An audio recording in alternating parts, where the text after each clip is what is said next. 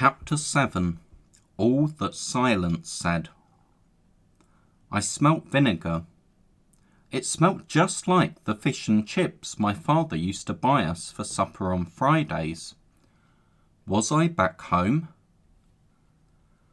I opened my eyes. I was in a cave, but not my usual cave. I tried to sit up to look around, but I couldn't move. Kensuke bent over me. "You better now," he said.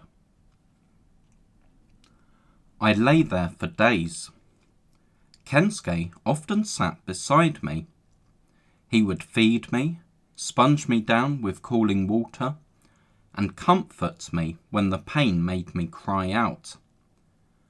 As I began to recover, he smiled. Kensuke's cave had a kitchen with a small fire surrounded by pots, pans, tins, and jars. There was a living area with a wooden table, which he would use to paint shells. His cave also had a workbench with many tools hanging above it. The cave floor was covered with mats, and the walls were lined with bamboo. One day, Kensuke gave me one of his paintings, which was a picture of a tree. "For you, Japan tree. I, Japanese person," he explained. I still often thought of my mother and father, but with Kensuke's care, I found that I didn't miss them as much. My voice got better, and eventually I was well enough to leave the cave and go out with Kensuke.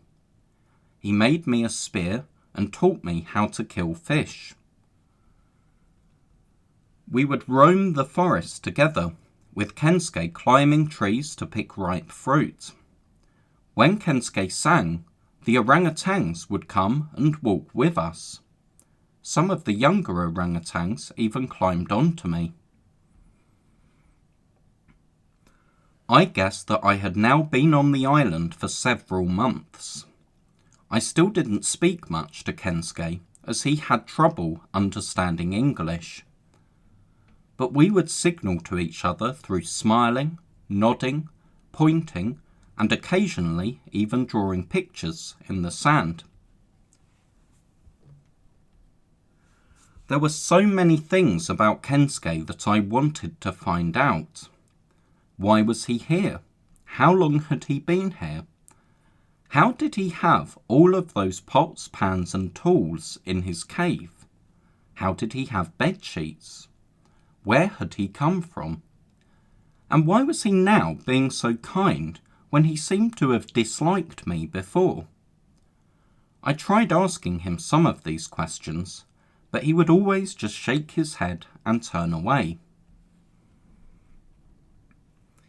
We would always get up at dawn and go to the stream where we would bathe and wash our clothes. We would then have fruit and fruit juice for breakfast.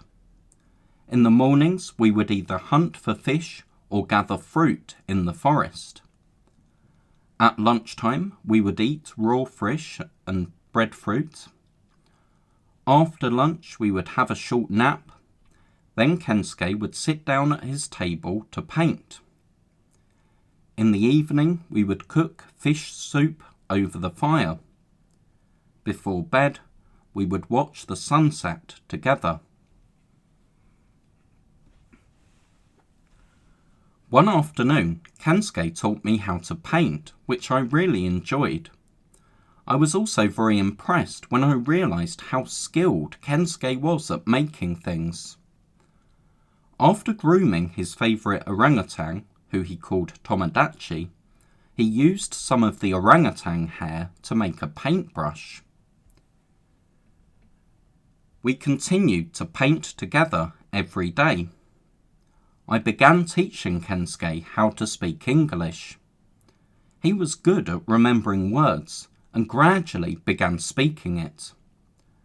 Rather than my name, Michael, he usually called me Mika or Mika-san. As his understanding of English improved, I was able to tell Kensuke about my life and what had happened to me.